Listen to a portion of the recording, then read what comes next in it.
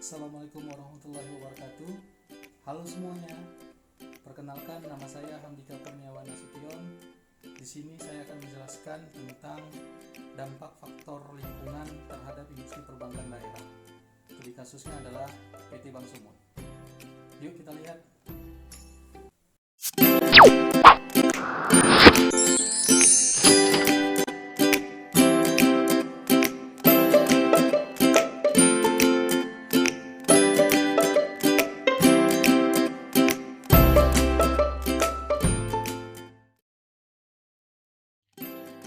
Oke, baik. Sekarang kita pengen tahu nih, apa aja sih faktor lingkungan yang akan kita bahas pada kesempatan kali ini. Di antaranya itu adalah teknologi, kemudian ada ekonomi, hukum dan politik, sosial dan budaya, ada demografi, dan terakhir adalah lingkungan alam. Nah, jadi kita pengen tahu dampak faktor-faktor tersebut terhadap kinerja perusahaan perbankan daerah. Nah, dalam hal ini kita akan bahas perbankan daerah yang ada di Sumatera Utara, yaitu Bank Sumut.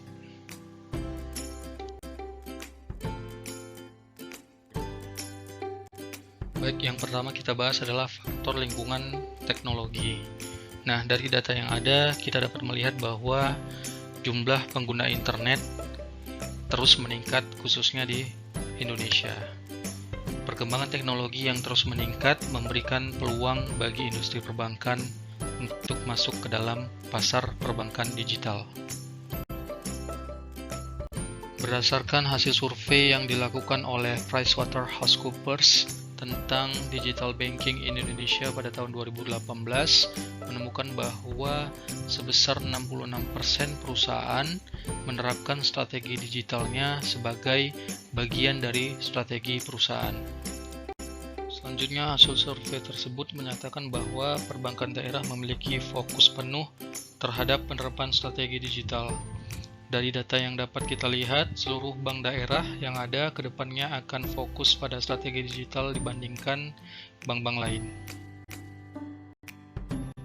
Dari laporan McKinsey tentang digital banking in Indonesia pada tahun 2019, menyatakan bahwa sebesar 58% nasabah perbankan sangat antusias terhadap adopsi penerapan sistem digital. Pelanggan digital yang aktif akan dapat menggunakan produk dan layanan perbankan lebih besar daripada pelanggan non-digital. Kedepannya, McKinsey memprediksi bahwa 3 tren yang dapat membentuk perbankan retail di Indonesia diantaranya adalah diversifikasi produk dan layanan, penerapan perbankan digital secara terbuka, yang terakhir adalah peningkatan nilai bagi pelanggan digital yang aktif. Perkembangan teknologi tentunya menciptakan peluang pada industri perbankan. Laporan Google Temasek Bain & Company 2020 memperkirakan ukuran internet ekonomi di Indonesia pada tahun 2025 akan mencapai sebesar 124 miliar dolar atau hampir mencapai 5% dari pendapatan domestik bruto Indonesia, dengan sektor e-commerce merupakan sektor penyumbang internet ekonomi terbesar. Dalam merespon hal tersebut, diharapkan industri perbankan mampu melahirkan kanal digital yang dapat menjadi salah satu sumber pertumbuhan perbankan, kemudian mendorong peningkatan efisiensi serta mengakselerasi terciptanya produk dan model bisnis baru. Kemudian perbankan juga diharapkan mampu memperluas jangkauan dalam ekspansi dan akuisisi para nasabahnya. Perkembangan teknologi menciptakan tantangan bagi industri perbankan, diantaranya adalah transformasi digital tentunya memerlukan biaya investasi dalam pengembangan teknologi yang tergolong besar. Kemudian para pesaing berupa perusahaan non-bank yang menyediakan super app untuk memberikan layanan keuangan. Kemudian munculnya platform keuangan terbaru yang saat ini dikenal dengan financial technology yang memiliki potensi cukup besar dalam mengubah struktur layanan jasa keuangan. Selanjutnya, adanya peningkatan probabilitas kejahatan cyber seperti cyber risk, isu keamanan, risiko kegagalan sistem, kemudian digital blackout. Untuk merespon peluang dan tantangan tersebut, Bank Sumut tentunya memiliki sejumlah produk dan layanan unggulan, di antaranya adalah uang elektronik atau Sumut Electronic Payment and Purchase, BPD Net Online, layanan e-Samsat Sumut, dan e-Samsat Nasional, dan sebagainya. Bank Sumut juga mengelola layanan ATM dan aplikasi mobile banking Bank Sumut dengan fitur yang terus dikembangkan agar senantiasa dapat memenuhi ekspektasi para nasabahnya. Dari data yang ada dapat kita lihat bahwa jumlah transaksi elektronik channel pada tahun 2019 meningkat dari tahun 2018.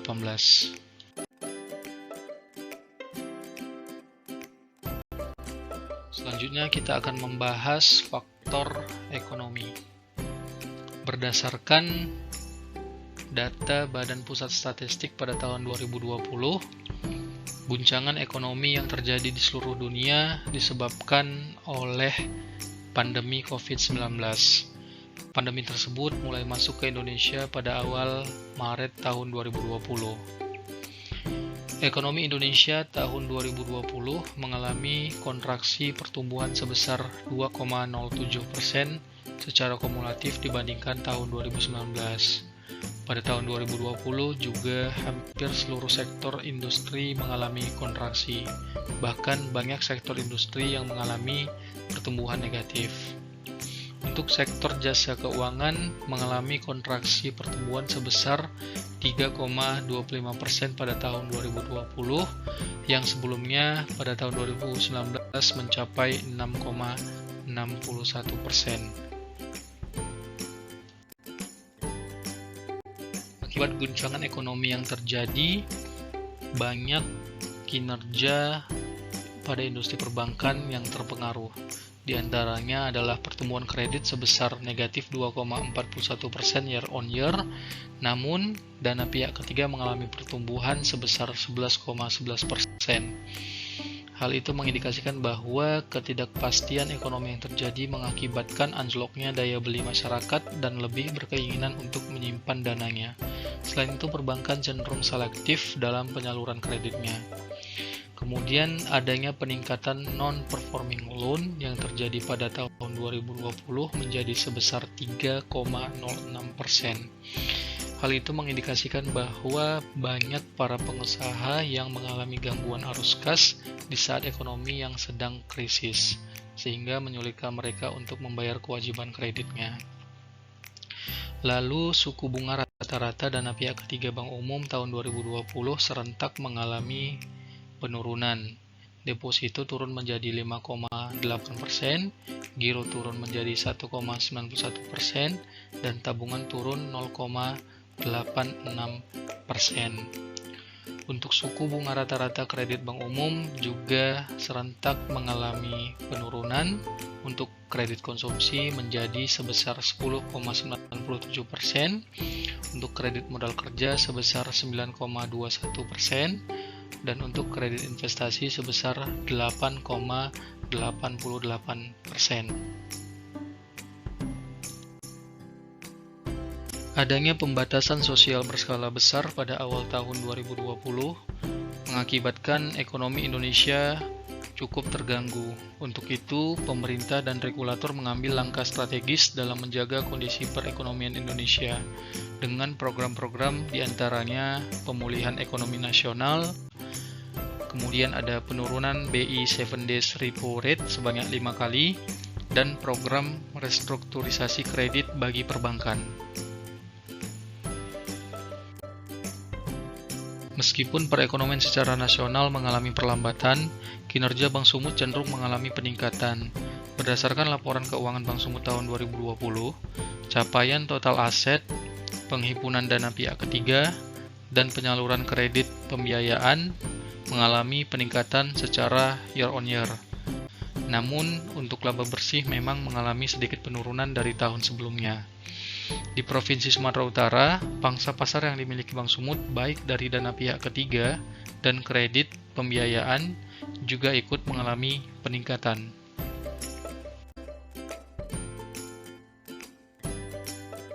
Selanjutnya kita akan membahas faktor lingkungan, hukum, dan politik. Dalam menerapkan good corporate governance, Bank Sumut mengacu kepada ketentuan dan peraturan perundang-undangan, termasuk ketentuan regulator dan pengawas perbankan. Di antaranya adalah Undang-Undang RI Nomor 7 Tahun 1992 tentang perbankan, sebagaimana yang telah diubah oleh Undang-Undang Nomor 10 Tahun 1998. Kemudian ada Undang-Undang Republik Indonesia Nomor 40 Tahun 2007 tentang perseroan terbatas. Kemudian ada Peraturan OJK, Surat Edaran OJK. Kemudian ada Roadmap Good Corporate Governance OJK. Kemudian ada Pedoman Good Corporate Governance Perbankan Indonesia oleh Komite Nasional Kebijakan Governance. Kemudian yang terakhir adalah Anggaran Dasar Bank Sumut.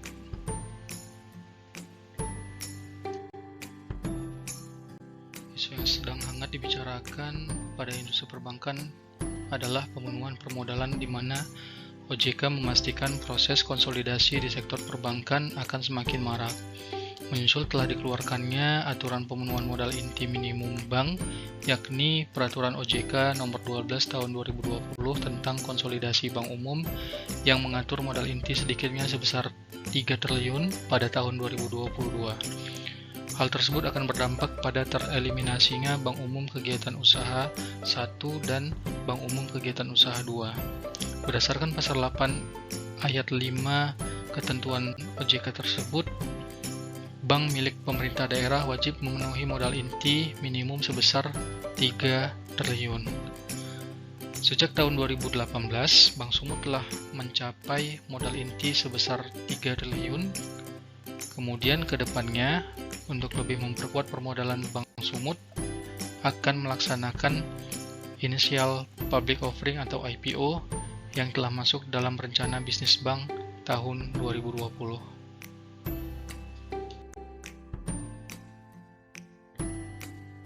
Dalam pembahasan lingkungan sosial dan budaya, yang mana kantor pusat Bank Sumut terletak di Kota Medan, Provinsi Sumatera Utara. Sumatera Utara dikenal dengan keanekaragaman etnis dan suku yang dimiliki. Adapun etnis masyarakat Sumatera Utara adalah etnis Batak, etnis Nias, etnis Melayu, dan etnis pendatang seperti Minang, Jawa, Aceh, dan Tionghoa. Selain itu, potensi keanekaragaman etnis yang dimiliki merupakan daya tarik dalam mendukung pasar pariwisata yang ada di Sumatera Utara. Dengan keanekaragaman etnis dan suku yang dimiliki oleh Sumatera Utara, hal itu merupakan potensi yang cukup besar dalam bidang pariwisata untuk budaya tradisional. Salah satu upaya untuk peningkatannya antara lain dengan pengembangan ekonomi kreatif.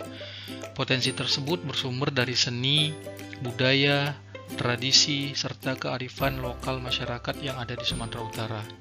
Oleh karena itu, ekonomi kreatif mempunyai peranan untuk mempromosikan sekaligus melestarikan budaya tradisional. Dalam hal ini, Bank Sumut dapat meningkatkan sinergi bersama pemerintah daerah serta stakeholder yang lain dalam membangun potensi strategis pada sektor jasa, pariwisata, kuliner, dan ekonomi kreatif, demi meningkatkan akses pendanaan skala mikro bagi masyarakat dan daerah.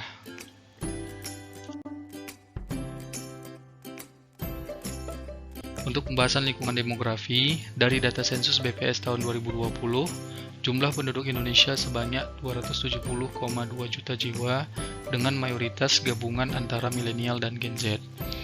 Demografi pegawai Bank Sumut selaras dengan perkembangan penduduk Indonesia, di mana mayoritas karyawan Bank Sumut memiliki rentang usia antara 31 sampai 40 tahun dan mayoritas pendidikannya adalah sarjana.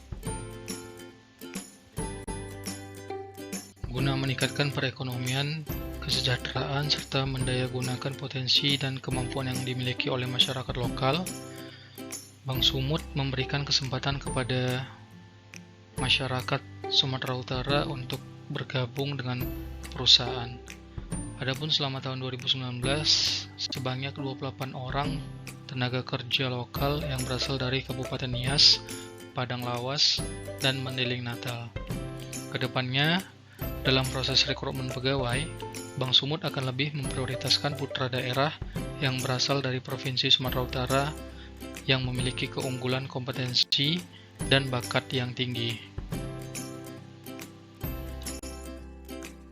Faktor demografi dan teknologi dapat juga mempengaruhi pola hidup dan budaya masyarakat. Seperti perkembangan teknologi yang sangat pesat akan mempengaruhi transaksi digital para pelanggan di industri perbankan.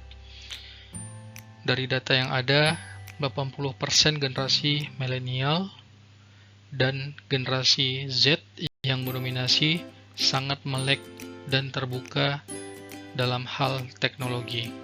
Contohnya saja, sosial media, platform digital, dan e-commerce. Saat ini Indonesia mendapatkan bonus demografi. Apabila dioptimalisasikan dengan penerapan teknologi, potensi ekonomi di Indonesia di masa yang akan datang menjadi lebih besar.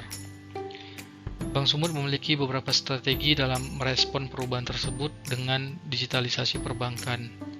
Dan Bank Sumut telah mempersiapkan sumber daya manusia yang profesional yang memiliki kompetensi teknologi informasi yang baik.